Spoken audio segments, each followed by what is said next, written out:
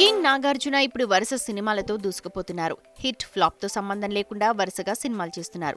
సోగ్గాడే, చిన్ని నాయన, బంగారు రాజు లాంటి సినిమాలతో హిట్స్ అందుకున్న కింగ్ ఇప్పుడు అదే తరహా కథతో ప్రేక్షకుల ముందుకొస్తున్నారు. నాసామిరంగా అనే టైటిల్తో సంక్రాంతి సంబరంలో పార్టిసిపేట్ చేయబోతున్నాడు. జనవరి 14న థియేటర్లో సందడి చేసేందుకు రెడీ అవుతున్నాడు.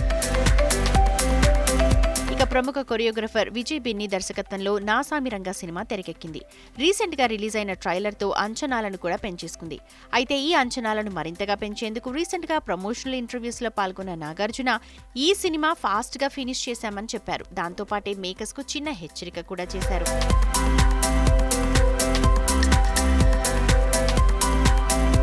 నాసామిరంగా సినిమా షూటింగ్ 72 రోజులు జరిగిందని, తన పార్ట్ వరకు 60 రోజుల్లో పూర్తి చేశారని, చాలా ఫాస్ట్ గా ఈ మూవీ ఫినిష్ చేసినట్టు కింగ్ చెప్పారు.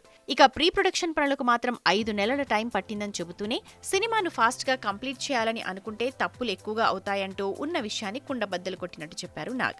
పైగా కీరవాణి గారు షూటింగ్ కి ముందే 3 పాటలు, ఫైట్ సీక్వెన్స్ కి బ్యాక్గ్రౌండ్ మ్యూజిక్ ఇచ్చేశారని, ఇంత వేగంగా భారీ బడ్జెట్ లో సినిమా చేశామంటే దానికి కీరవాణి గారు ఒక కారణమని చెప్పాలన్నారు.